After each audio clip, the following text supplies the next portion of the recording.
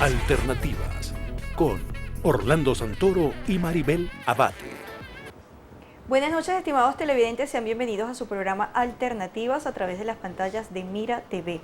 Hoy vamos a hablar de la justicia penal en Venezuela, todos los casos emblemáticos que existen en torno a un número bien significativo que por supuesto nos va a ahondar en detalles nuestro invitado de hoy, que tiene que ver con los detenidos en cuanto a la parte de los militares y otros casos emblemáticos. Nos acompaña Guillermo Heredia Rodríguez. ¿Cómo está, Santoro? Buenas noches. Estimada licenciada Maribel Abate, mis apreciados televidentes de nuevo Canal Alternativas. Recuerden que a través de la televisora regional Mira TV, Canal 9 de Inter para los Altos Mirandinos, y a partir de mañana ya estaremos este programa guindado en nuestro canal de YouTube, programa Alternativas completamente en vivo. Ya vamos a dar nuestros números telefónicos, ahí ya están en pantalla en la parte posterior. ¿Sí? Hoy tenemos la presencia muy especial de uno de los mejores abogados del país, Guillermo Heredia Rodríguez, gran amigo, y de esos hermanos que uno le regala la vida, y el que me conoce televidente sabe que es así. Guillermo Heredia Rodríguez es uno de los grandes baluartes residentes de los Altos Mirandinos, y es tomado constantemente a través de los medios de comunicación por esa lucha social, por esa lucha por el derecho, por la justicia constitucional, por la justicia penal. Una vez escuché de Guillermo Heredia una frase que la he repetido en estos días, desde el Día del Abogado hacia acá. Guillermo Heredia, mi hermano, me dijo una oportunidad que decía Couture, un jurista latinoamericano, si se quiere decir contemporáneo, dado Couture, uruguayo. En el año 58, uno de los decálogos del abogado dijo: lucha por el derecho. Es una función del abogado, luchar por el derecho. Pero si existe un conflicto entre el derecho y la justicia, pues lucha por la justicia. Eso es uno de los tantos consejos que me dio Guillermo Heredia en todos estos años que lo conozco, estudioso, y si se puede decir, ha trabajado mucho por la justicia penal, por los derechos humanos, por los derechos de los procesados, civiles, fundamentalmente militares. En la justicia militar ejerce, fue juez penal, pues un gran estudioso. Él dice que es un especialista en penal, pero todo lo que hace Guillermo, el proceso civil, el divorcio, todo es muy bueno, pues un interpretador. Guillermo fue el que me enseñó que la palabra hermenéutica jurídica proviene de la interpretación que debe dar todo abogado. Todas estas cosas que me enseñó Guillermo. Gracias por estar aquí, Guillermo Heredia. Orlando. Bienvenido. Y además tengo otro secreto: Guillermo Heredia es motero, como yo, hermano motero, así que bueno, le encanta el motociclismo de alta cilindrada. Guillermo, sí, gracias por estar aquí. Gracias, Orlando. En Alternativas, gracias por ocupar un valioso tiempo de tu espacio familiar, profesional y social para acompañarnos acá. Nosotros hemos visto propicio en la época que estamos pasando hacer un análisis objetivo y serio contigo. Hace pocos días lo tuvimos también con el profesor colega Joel García. Tiene algunos casos emblemáticos como lo tienes tú lo tienes más relevante a la parte de la justicia militar, Maribel. Sí, bueno, nos gustaría comenzar hablando de las cifras oficiales. ¿Cuántos detenidos militares hay a nivel nacional? Tomando en cuenta, bueno, toda esta cantidad de sucesos que han acaecido, sobre todo a lo largo de estos 21 años. La cifra es alta. La cifra es alta porque hay una revisión constante de procesos penales militares, de procesos penales llevados a la jurisdicción de terrorismo, una jurisdicción creada recientemente en la cual, por aquello de que se cometen delitos bajo ciertas circunstancias, se lleva a esta jurisdicción a militares, obviando el hecho de que su juez natural es un juez militar. Sin embargo, pues puedo decirte que es un número bastante alto, ya está acercando a los 100, 120, lo cual es significativo en un sistema republicano y de libertades, en la cual las Fuerzas Armadas, la policía de la Constitución, los garantes de la constitucionalidad, están bajo persecución. Digo bajo persecución por el hecho de disentir, porque una de las cosas que yo he dicho y sostengo es que el artículo 328 constitucional establece que el militar no puede estar a la orden de ninguna parcialidad política ni persona alguna. Está a la orden de la nación con la intención de salvaguardar solamente lo que le corresponde, que es la integridad territorial, el espacio geográfico y los grandes valores fundamentales. Pero cuando el militar empieza a debatir el hecho político, cuando empieza a deliberar, cuando forma parte del problema, se rompe el equilibrio constitucional que permitiría que ese gendarme necesario, que ese comisario político de la Constitución, deje de ser un hombre al orden del Estado. Claro, si nosotros hacemos un campo estadístico, si podemos hacerlo comparativamente latinoamericano, el número de militares detenidos en Venezuela por razones de disidencia, por razones de hilo constitucional, por llamarlo de una manera elegante, en Venezuela se puede decir que fundamentalmente cumple un primer lugar, o existe alguna nación latinoamericana que tenga esta misma circunstancia, que es lo que denuncia en este momento. El caso de Venezuela es atípico. En Venezuela tenemos el mayor número de desplazados del mundo. Ni siquiera en la Primera y la Segunda Guerra Mundial había habido un desplazamiento de esta naturaleza. El mayor número de desempleados del mundo, el mayor número de defensas, de violación, de denuncias de violación de derechos humanos del mundo. En la historia no había habido tantas denuncias de violación de derechos humanos, porque pareciera que la violación a los derechos humanos se convierte ya es algo sistemático. Bueno, no pareciera, es algo sistemático. Como decía yo a los colegas, que en este país el proceso penal comienza por la desaparición. Si desapareció alguien, no sabe dónde está esa persona, las familias no lo encuentran, los abogados no lo encuentran, luego tenemos información de dónde se encuentra, vamos allá todos los abogados, empezamos a obtener informaciones confusas respecto del paradero, incluso respecto del tribunal que va a conocerlo, y es cuando de alguna forma nos enteramos por suerte o adivinamos que está siendo trasladado para el tribunal militar o un tribunal de ejecución penal ordinaria, donde es presentado la más de las veces a altas horas de la noche o cuando el tribunal está cerrado. Esto en abierta y franca violación al derecho que tiene alguien a ser asistido con un abogado de confianza. Y eso crea inseguridad jurídica, inestabilidad jurídica, crea inseguridad jurídica, no solamente en los detenidos, en las familias. La gente, la víctima de esta violación a los derechos humanos, porque la incomunicación, la desaparición y la falta de presentación oportuna ante un juez es una violación de derechos humanos grave, pero también afecta a la familia, afecta a la sociedad, en la cual en tanto se crea un antipático precedente de inseguridad jurídica que no debería existir en un régimen republicano de garantía y constitucional. Y ahí has tenido casos de tortura, de confesión de tortura, sí. Y se ha delatado ante los jueces militares esto. Ante esa situación que exponen y hay evidencias, ¿cuál es la respuesta o cuál es la actitud que toman en este caso los jueces, dada su experiencia? Mira, yo le veo a ustedes es de la actitud que debemos asumir los abogados, invitando a los colegas que están del otro lado de la cámara a que sean valientes, a que hagan de la profesión este apostolado que el maestro Couture, parafraseándote, nos obligó, nos dijo que la estudiáramos como un arte, como una ciencia, el derecho. La ejerciéramos como un arte, pero la practicáramos como un apostolado. De Eduardo Juan Couture. Sí, así es.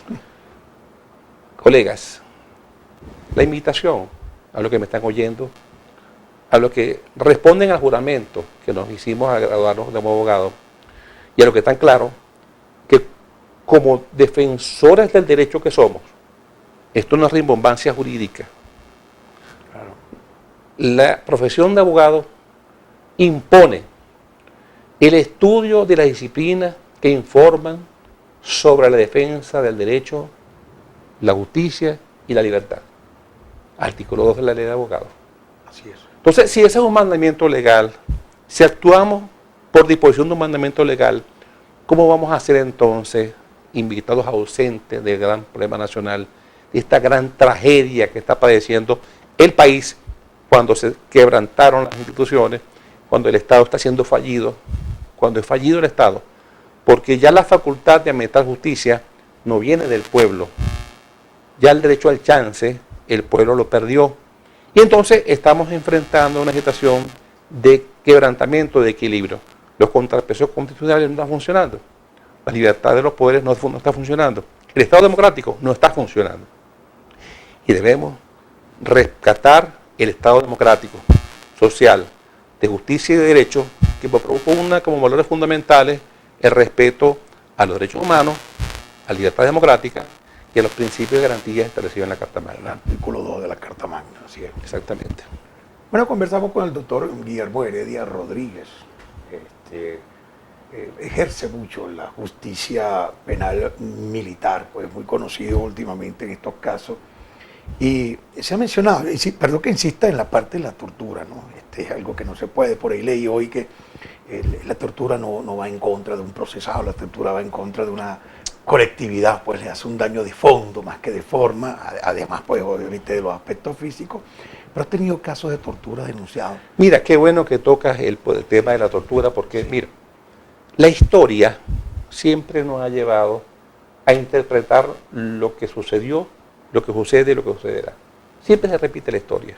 Sí. La justicia tiene orígenes parafraseando un poquito, pero para ser un poco académico y didáctico con el público, que es necesario que entienda. La justicia penal nació en Grecia. En Grecia. En Grecia. Estaba el rey, estaba el consejo de ancianos y estaba el pueblo. Entonces, cuando cualquier agraviado sentía que sus derechos estaban siendo violados, iba ante ellos y ellos convocaban al areópago. Y el areópago con los eliestas, convocaban entonces a una reunión para que se decidiera la suerte de el agresor, quien podía ejercer su defensa. Claro, esto era un proceso público, siempre y cuando no afectaran usos y costumbres públicas que interesaban al Estado. Entonces ahí comenzó el pueblo a tomar en sus manos la sanción a los infractores del contrato social. La justicia entonces provenía del pueblo, estaba en manos del pueblo, que es lo que establece el artículo 153 de la Constitución, sí, que en Venezuela la justicia se ejerce en nombre de la República por autoridad de la ley, pero por delegación del pueblo. Cuando esto cambia, yéndonos a la historia, queridos amigos, cuando esto cambia, pasa lo que pasa en las monarquías. Cuando Roma adoptó muchos de los principios del derecho griego, surgieron las instituciones, los tribunales, con el tiempo las monarquías aparecieron y las monarquías le dieron un cambio a este tema de justicia. Habían los procesos inquisitivos en los cuales se permitía, y era parte del proceso, el tormento. Doctor Guillermo Heredia, disculpe la interrupción, vamos a ir a un corte comercial y ya regresamos con más de Alternativa, pero la pregunta puntual es, mucho más allá de Grecia y todo el origen y la parte histórica que siempre es interesante, en la actualidad, ¿cuáles son las torturas que se están presentando en Venezuela? Ya regresamos con más de Alternativas.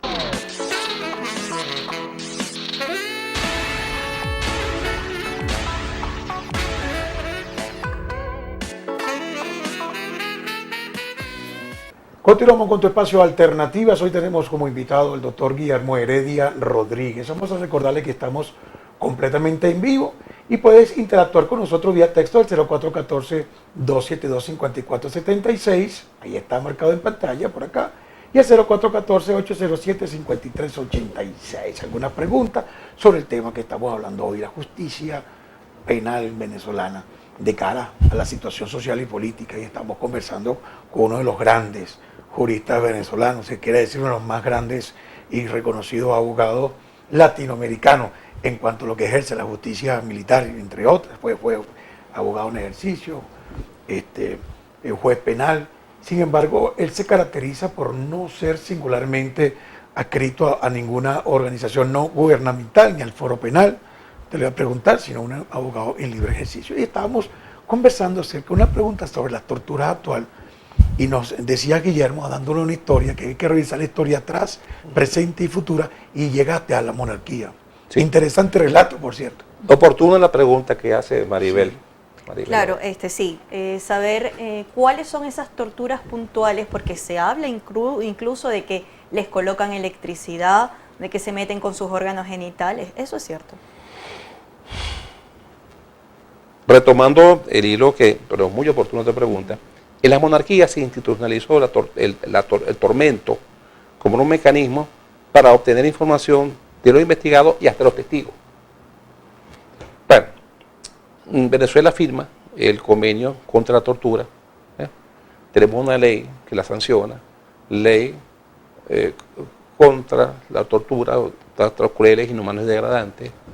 Firmamos las convenciones que de la tortura, formamos parte del sistema interamericano y el sistema internacional, la Declaración de los Derechos Humanos, el Pacto de San José de Costa Rica, la Declaración de los Derechos Humanos, Universal de Derechos Humanos, y recientemente el Protocolo de Estambul, que en el año 98, años menos, el Alto Comisionado de Derechos Humanos de las Naciones Unidas preparó un conjunto de normas para viabilizar la investigación de los casos de torturas en los países miembros de la ONU.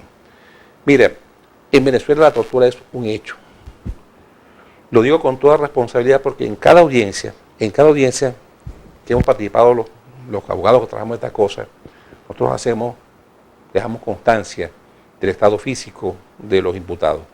Estado físico relatado por ellos mismos. Tuvo un caso espantoso, el caso del teniente Jefferson García de Ramos, el codetenido con Juan Carlos Caboripano Scott. ¿Recordarán ese caso? Sí. Yo tengo el caso de Paramacay, de eso tengo a 11 muchachos. 11 muchachos del caso Paramacay. Tengo 11 de los 24 procesados. Y los 11 denunciaron tratos crueles, inhumanos, degradantes, inenarrables. Por respeto a la audiencia, no puedo mencionarlos aquí. Forman parte de las denuncias que hemos hecho, no solamente ante el Alto Comisionado de las Naciones Unidas, están en el Tribunal Penal Internacional, están en la Comisión Interamericana de Derechos Humanos, están en todos los organismos regionales y nacionales de derechos humanos en Venezuela. Y le hacemos la promesa a sus familiares de que vamos a llevar hasta últimas consecuencias este atropello que se ha cometido con esto. Tengo recientemente el caso de Vasco da Costa, un señor a quien le pusieron no voy a decir la palabra, unos elementos orgánicos, de esos desechos orgánicos, en su cara, y que cuando le propinaban una tortura, en una bolsa para asfixiarlo, pero con elementos orgánicos, y él padeció hoy de un tumor en un ojo, producto de una bacteria, sí. Hoy lo están esperando. Afortunadamente, pues estas peticiones funcionaron, y un juez militar estuvo de acuerdo pues, en autorizar instalado para los exámenes. Hoy lo están esperando. Le dijeron que entre las 6 y las 8 de la noche lo esperaban en el hospital militar. ¿Y por cuál delito cuál es el delito que le atribuyen? Lo que le aplican a todos los que sean perseguidos políticos en Venezuela. Traición a la patria, instigación a la rebelión civil, asociación sustracción de efectos, asociación para delinquir, terrorismo, todos los que sean aplicables en primera fase, aunque después en el juicio se caiga. En el caso de la rebelión azul había una imputación de 8 delitos. La rebelión azul. Sí. ¿Por qué lo llamaban así? Fue un movimiento de capitanes que supuestamente al frente del general Osvaldo Hernández. Capitanes de la aviación, por Capitanes eso. de la aviación, Okay. sí. Ahí iban a hacer un pretendido alzamiento con unos Sukhoi y esas cosas. Y al final, fíjate tú, después de 2 años de proceso, ya fueron condenados a 8 años por el delito de instigación a la rebelión. Pero no fueron condenados por delito de traición a la patria, ni rebelión militar, ni sustracción de efectos, ni explosión, ni terrorismo. Se cayeron todos los delitos y el que, por definición jurídica, aplicable en cualquier circunstancia, por aquello de que el que de cualquier forma instigue, fueron condenados a 8 años y ya cumplieron la mitad de la pena y estamos haciendo los trámites para aplicar las medidas, los supuestos de suspensión condicional de la pena. ¿Nunca tuviste el caso de Simonovi? No, del 2002. no, de él no. Y ese seguimiento de cerca por el caso 11 de abril, tuve cerca de 50 defendidos. El 11 de abril. 11 de abril, sí. Del 2002, sí, claro. Yo tuve cerca de 50, tengo ahorita solamente, el único que está en una cautelar, una detención domiciliaria, el general Edgar Bolívar Ramírez, que está en su casa en Maracay. Otros casos emblemáticos de los cuales pudiésemos hablar, como el caso de Edgar Bolívar, de Ramón Alí Peñalver. Del general Rodríguez, El caso de Ramón Alí Peñalver es curioso porque yo debí ser su defensor. Me invitaron para que lo acompañara, llegué a la audiencia. Del caso del 30 de abril. llamado Caja 80 de abril, por la movilización que se hizo frente a la Carlota.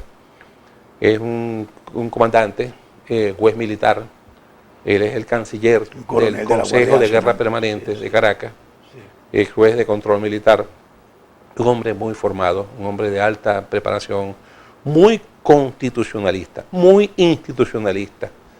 Bueno, la mala suerte, mal momento, mal lugar, venía pasando por ahí, en su circunvalación del lugar donde vive, en Urbina, vía la Corte Marcial, una fotografía, un video, se paró, se detuvo a la hora de madrugada, una situación irregular en la avenida Francisco Fajardo, frente a Altamira, y bueno, la foto lo incriminó y está detenido. Yo estuve en esa audiencia, yo tengo a dos tenientes y un sargento, estamos próximos a realizar una audiencia preliminar en ese caso. Podemos hablar también del caso de Operación Democracia, el caso del coronel García Palomo. Del coronel García Palomo. También tengo ahí a todos los tenientes que están involucrados, hablando de 3 tenientes. Ya se dio la audiencia preliminar en ese caso. Ya se dio la audiencia preliminar la semana pasada. Ah, sí. Sí. ¿Cuál fue el resultante? A juicio. La juez admitió la acusación plenamente, admitió los fundamentos de convicción, admitió todos los órganos de prueba, remitió el expediente al Tribunal de Juicio con competencia en terrorismo para que prosiga el proceso penal. Claro, sí, en el caso que mencionaba del coronel Ramón Ali Peñalver, un excelente abogado, pues un interpretador de primera, una persona muy seria, muy formal, mucho nos extrañó esa circunstancia. No sé qué hay razón ahí de fondo, no puedo permitirme desarrollar algo, pero bueno, dices tú que venía pasando y lo involucraron por alguna circunstancia. Hay muchos casos así. Lamentablemente. Igual que en el caso del general Pérez, que era el gerente de operaciones de la Guardia Nacional, en el caso del dron, en el caso del 8 de agosto. Estamos hablando de general Pérez Gámez. Pérez Gámez, una persona de la Guardia Nacional. Sí. Es un caso curioso. En general Pérez Gámez, yo formo parte del equipo de abogados que intervinieron en ese proceso también. Sí. Ahí ese es el caso del dron, el caso del pretendido magnicidio, en el cual hay 17 presentados, imputados, acusados. Yo defiendo a 8 de los 17. A 8 de los Pérez Gámez lo defiende una ilustre colega. Él se le imputa su supuesta relación, haber facilitado la información del lugar del suceso.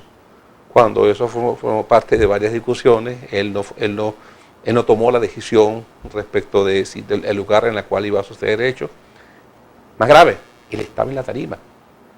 Pretender que el general Pérez Gámez organizó un plan para bombardearse él mismo es una locura. Conozco ese caso porque soy defensor de los muchachos en ese asunto. Claro, a veces uno se pone a pensar con una serie de delitos que suenan muy graves. Y entonces, claro, obviamente hay alguna manipulación probatoria para llegar a un paso de esa magnitud cuando se trata del segundo a bordo de la Guardia Nacional, una institución, una institución que respetamos muchísimo. Nosotros tuvimos aquí al comandante de la Guardia Nacional, Richard López Vargas, saliense, que acaba de ser sustituido por otro gran baluarte también de los altos mirandinos, que es el mayor general Sabarce.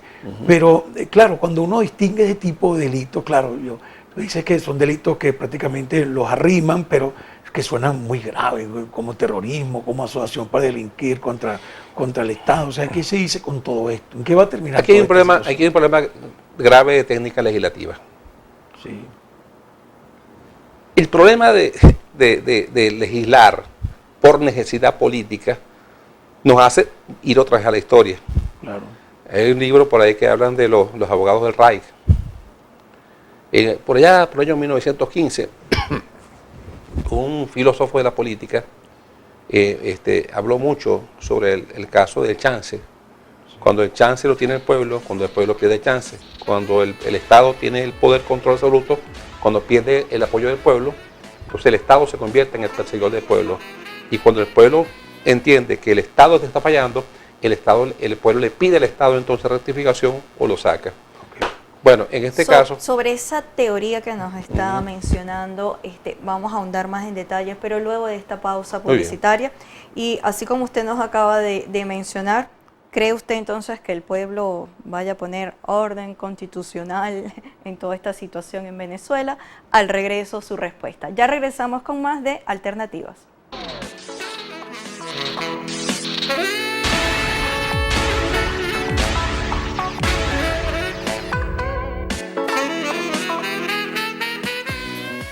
Estamos de vuelta en tu espacio de Alternativas. Hoy tenemos como invitado especial al doctor Guillermo Heredia Rodríguez, dedicado muy fundamentalmente a la justicia penal militar, y tiene casos emblemáticos en la actualidad, pues, de todos estos procesos que los medios de comunicación han resaltado. Estamos completamente en vivo, recuerda eso, y puedes comunicarte vía texto con nosotros al 0414-272-5476. Anote por aquí, aquí está.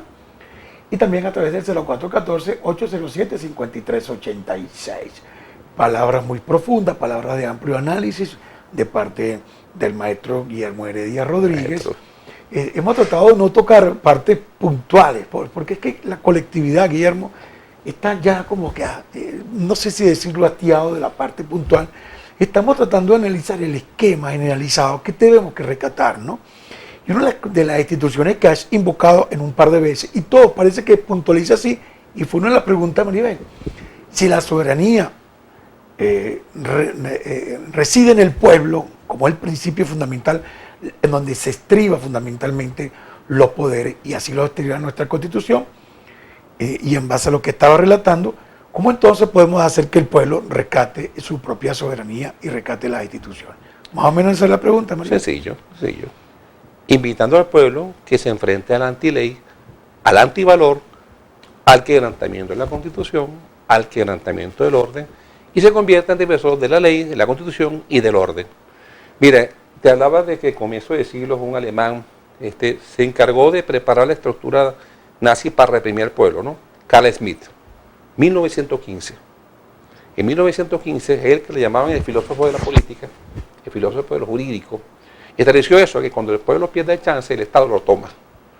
Pero el Estado no puede tener un chance en contra del pueblo. El Estado existe para satisfacer las necesidades del pueblo, no al revés. Es lo que pasa en las monarquías.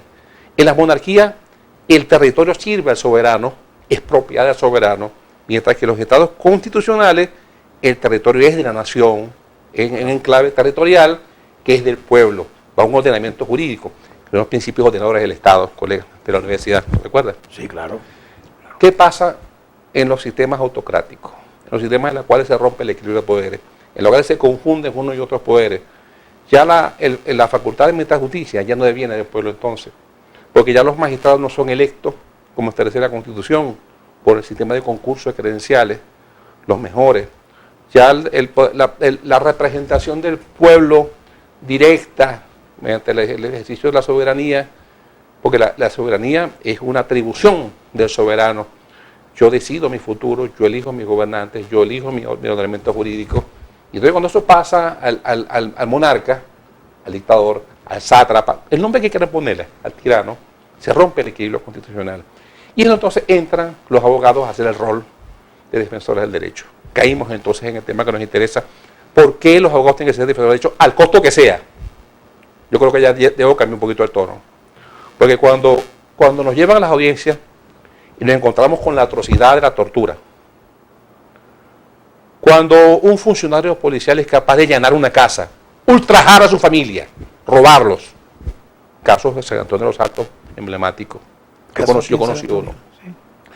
Cuando se habla de violación de los derechos humanos, cuando se habla de actos lascivos, de violaciones, de torturas y tratos de una manera degradante a los detenidos, y el juez, por mandato legal, está obligado, artículo 22, a participar a la Defensoría Pública, a la Defensoría del Pueblo para hacer el procedimiento, y el Ministerio Público está obligado a tomar las acciones y no lo hacen, se lo hace responsable.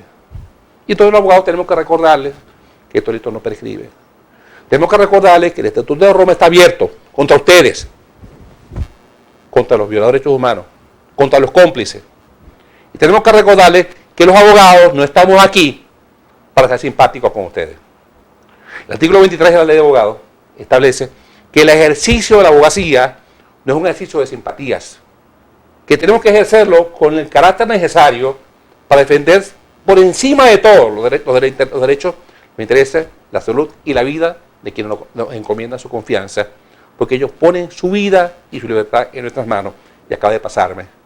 Yo era el abogado que andaba buscando al capitán Rafael Acosta por petición de su hermana, por Cindy, por petición de sus compañeros. Yo andaba tras su búsqueda. El día en que correspondía el traslado, un colega, amigo de su esposa, porque era un compañero, su hermano era compañero de estudio de él, asume la defensa de él y yo asumo el equipo de apoyo a él. Y lo presentaron a una audiencia más muerto que vivo. No es posible que un ser humano que está bajo la custodia del Estado, una persona, vamos a hablar de una persona, un ser moral, un padre, un hijo, un oficial de las Fuerzas Armadas, se ha presentado a un tribunal luego de recibir una fractura, es público, es notorio, 12 costillas fracturadas, destrucción de órganos por explosión, fractura de tabique, fractura de pie, hemorragias internas masivas. Y no obstante eso, que es estamos hablando de un homicidio en proceso, es muerte en proceso, murió siendo procesado, murió estando bajo consignación policial y militar, murió estando en las manos de sus perseguidores, ahora el cuerpo no lo entregan a 10 días. Hay una figura jurídica, y voy a adelantarme para que no me lo pregunten, que se llama el control judicial de la innovación. ¿Eso qué significa? Aquí en estos tiempos están apareciendo unos conceptos que en la etapa medieval se entendía que podían suceder. Bueno, el tormento que está ahorita, el tormento para obtener la verdad en los procesos, en los sistemas monárquicos. Bueno, el tormento para obtener información de los testigos o los imputados en un sistema democrático, en un sistema de libertades y garantías. ¿Qué tormento le habrán aplicado a este oficial para que muriera a las 4 horas de ese traslado del tribunal militar para el hospitalito? Porque el juez militar, Amiski Tapión, fue este segundo militar, a quien conozco personalmente. Puedo decir que nos entendemos, nos respetamos, nos comprendemos cuando nos miramos a los ojos. Porque si algo he aprendido yo en estos años de trabajar, en estos tiempos, esta justicia tan peculiar, es que hay que mirar a los ojos al funcionario, hay que mirar a los ojos al juez. Hay que saber decirle que en la historia hay dos lados, y a veces está sentado en el banquillo y a veces está sentado en el estrado. Pero el que está sentado en el estrado, en Venezuela, por consecuencia del artículo 25, que establece la sanción constitucional a todos los actos de abuso de poder, diversión de poder, y toda la asignación de responsabilidad para los violadores, como está en el artículo 139 de la Constitución, la responsabilidad del funcionario. Claro. Ellos van a responder porque en los sistemas de libertades algún día vuelve el orden. Y la más grave de las violaciones de los derechos humanos es la tortura. Pues si fuese muerte nada más, es muerte. Hablando de genocidio. Pero la tortura en la cual no solamente tú vas a atormentar a la persona, sino a su familia.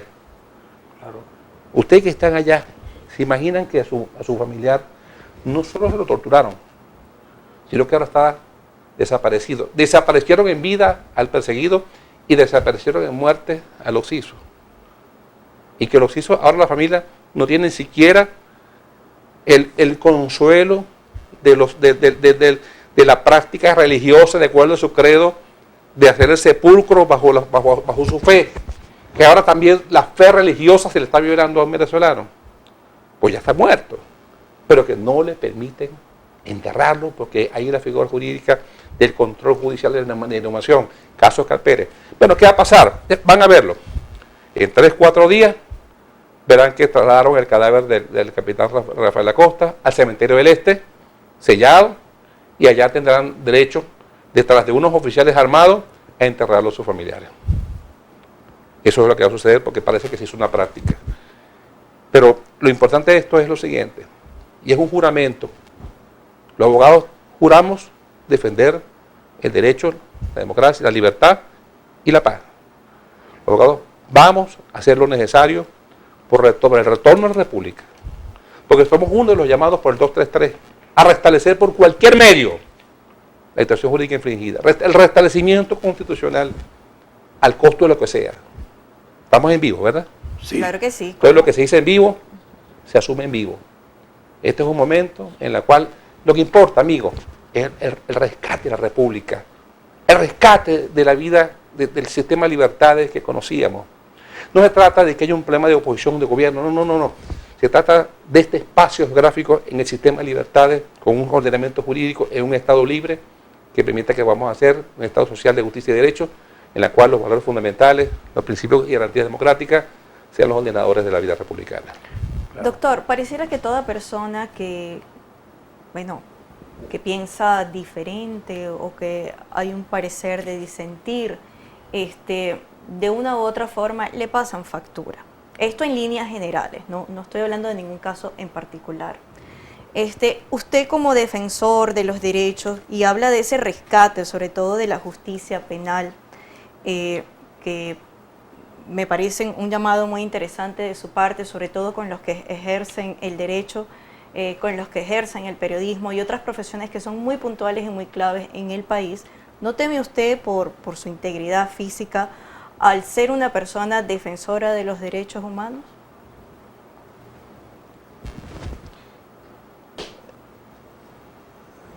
A esas personas que alardean de que pueden poner presa a quien quieran, a esas personas que amenazan a cualquier disidente, no disidente, a cualquiera que ose decirle que lo están haciendo mal, o a cualquiera que defienda a cualquier perseguido por disentir o ejercer su derecho a disentir, le digo algo, prepárense. No por una amenaza, no. Prepárense porque la justicia está en camino. La justicia penal internacional está activada. El Tribunal Penal Internacional tiene ya activado el procedimiento, está designado el fiscal, el informe ya hay 2 informes, del príncipe árabe y la alta comisionada de Bachelet, en la cual establece las graves violaciones de los derechos humanos en Venezuela. Y tenemos que hablar por las víctimas, garantizar a las víctimas que van a ser sancionados los responsables. Pero hay una promesa que los abogados hicimos, y yo en lo particular luego la asumo con todo lo que deba hacer. Nuestros hijos tienen derecho a heredar un país. Nuestros padres nos dieron un país. Los padres de ustedes y los hijos de ustedes tienen un derecho a un país por encima de ustedes. Con esto no estoy señalando ni uno ni otro porque no es la idea. Claro. Pero le voy a decir lo que le dije a la juez, con respeto también. Se le dieron todos los imputados en la audiencia. Sobre ese caso de esa juez nos va a decir nombre, todos esos detalles, pero luego de esta pausa publicitaria. Ya regresamos con más de Alternativas.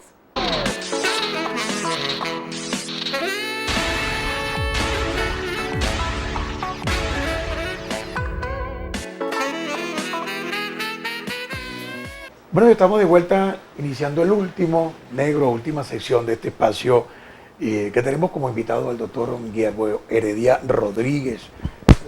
Fundamentalmente él ejerce la justicia penal militar.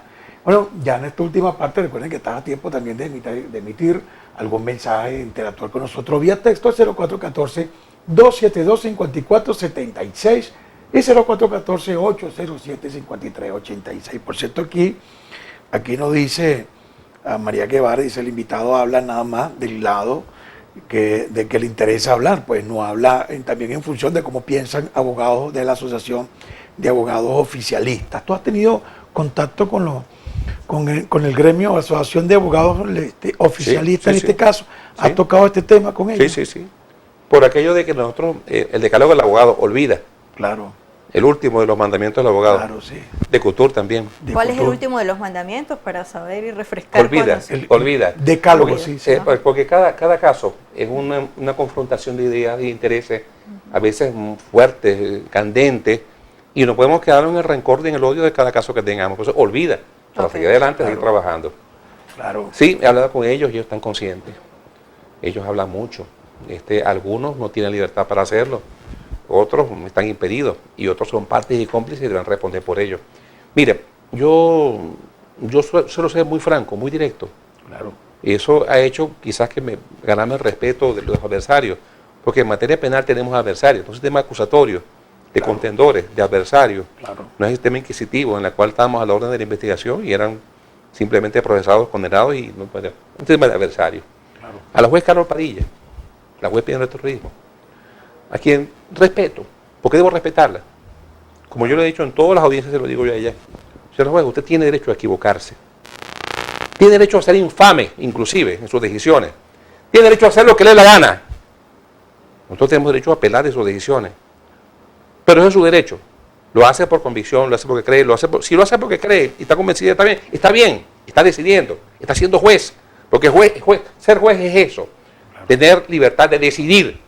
¿Usted cree en esas cosas? Perfecto, la respeto, se lo dije así. Porque la ética es un mandamiento también moral para los jueces y los abogados. Claro, por supuesto. Una obligación ética, el respeto. Usted administra la justicia, y se lo digo a los jueces militares también, y a los jueces penales de este país, a los jueces de proceso, a los imparciales, a los jueces serios. Tomen sus decisiones. Ustedes administran la justicia. Nosotros somos los defensores del derecho, entonces hacemos la defensa. Entonces, pero les recuerdo, el ejercicio del poder público acarrea responsabilidad.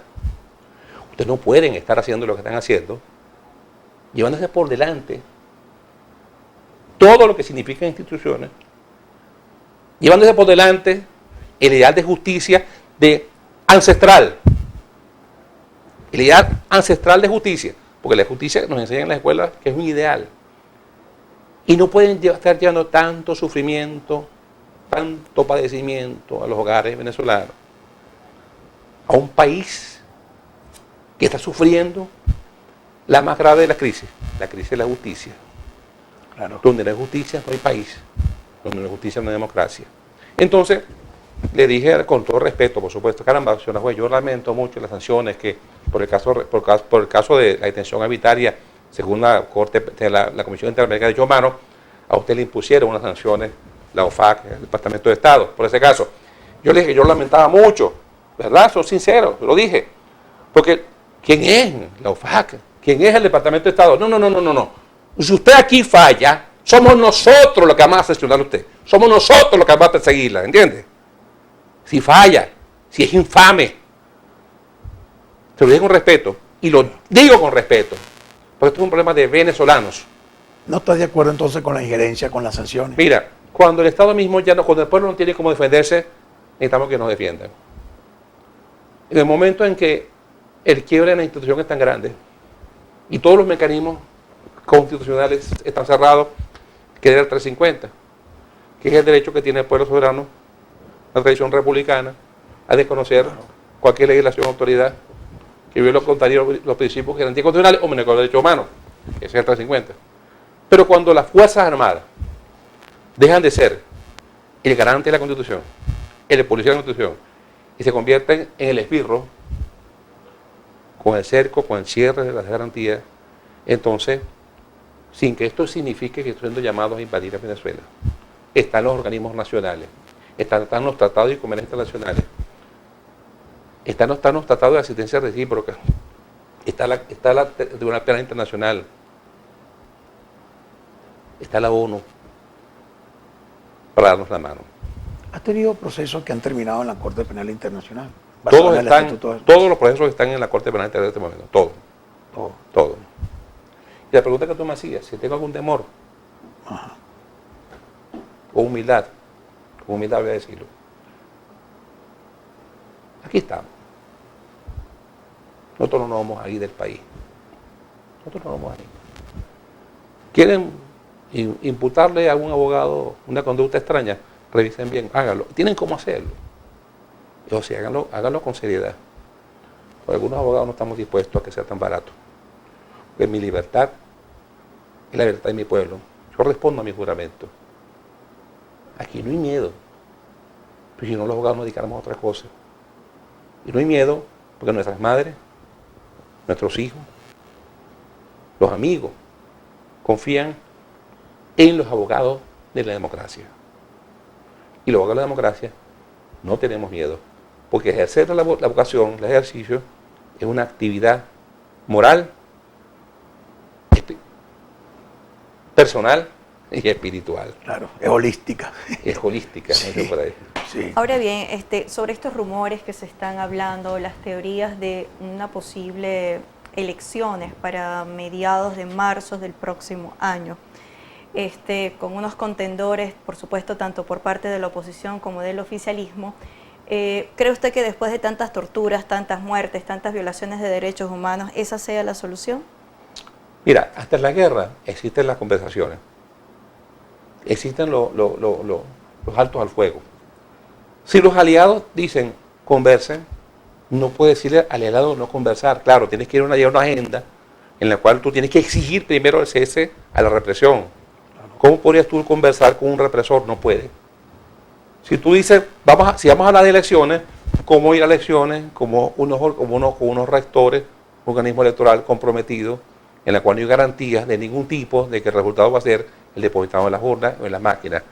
Entonces yo creo que eso va a formar parte de la evolución inmediata de las cosas que pasen en el país, porque lo que sí puedo decirte es que jurídicamente hablando, los procesos están en curso, pero históricamente hablando, la historia está en curso también. Y Venezuela nunca había estado tan en la mira del mundo. Nunca habíamos estado bajo tanta observación. Nunca habían intervenido tantos actores.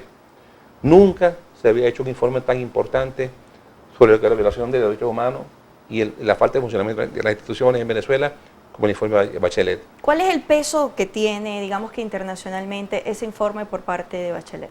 Sin ánimo de desanimar a nadie, porque la justicia internacional es lenta, pero es muy buena y es segura.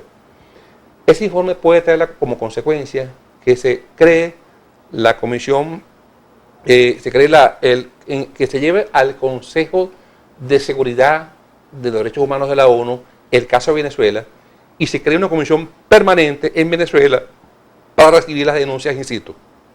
O sea, vamos a tener un policía dentro. Antes estábamos solos. Ahora vamos a tener en las próximas semanas o meses, señores, con atención, ese informe de la alta comisionada, como anda en Oriente, no es paja. Es un informe en el cual se señalan graves violaciones, no solamente a la Constitución, a los derechos humanos, a los derechos al pueblo, a la subsistencia y sobrevivencia. Graves denuncias sobre las fallas estructurales del Estado, graves denuncias sobre los motivos del éxodo masivo de venezolanos, graves denuncias sobre desaparición forzada de personas, sobre muertes de personas, sobre la segregación política. La alimentación también. Alimentación. Entonces, este informe trae consecuencias en la ONU. Y lo que debe crearse, porque una cosa es el Consejo de Seguridad de las Naciones Unidas y otra cosa es el Consejo de Derechos Humanos de Naciones Unidas, que tiene muchísimo peso.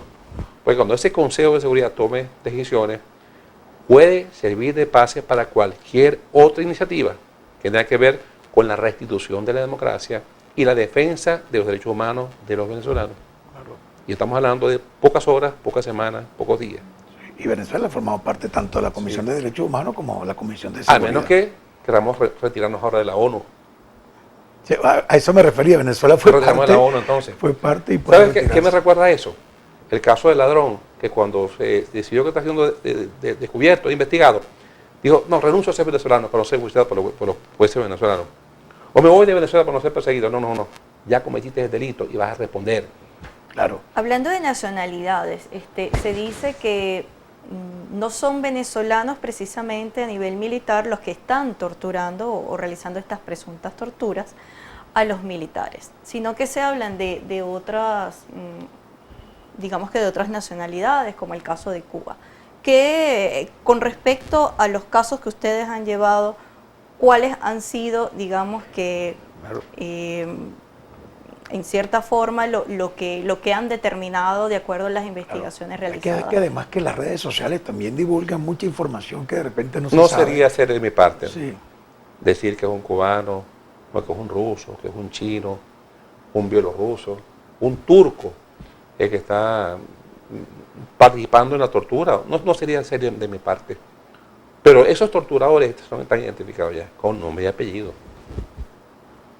Aquí Lo tenemos identificado con nombre y apellido. Y esos nombres y apellidos están ya en el Tribunal Penal Internacional. ¿Y ustedes creen que se van a desaparecer? ¿Ustedes creen que se van a desaparecer? ¿Ustedes creen que no existe un rol de guardia, una nómina de los funcionarios que estaban en ese día de guardia? ¿Ustedes creen que no existe una nómina?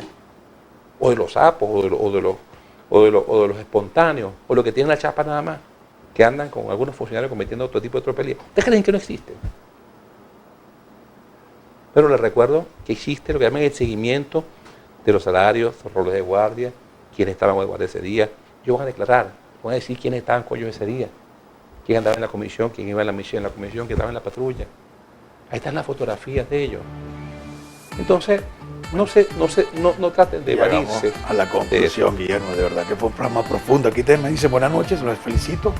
Muy buen programa el día de hoy, excelente el abogado Guillermo que entrevistaron, repítanlo en el programa. ¿Cuándo vamos a repetir el programa, Maribel? El viernes en el mismo horario, de 7 a 8 de la noche, y nos pueden seguir a través de @alternativastv en Instagram. Muchísimas gracias, doctor, por toda su participación. Gracias Guillermo Heredia. De verdad vamos a recordar que este espacio a partir de mañana va a estar guindado en nuestro canal de YouTube, Programa Alternativa. Suscríbete y como dice Maribel, el próximo viernes la reposición. El próximo martes tenemos también un programa muy especial.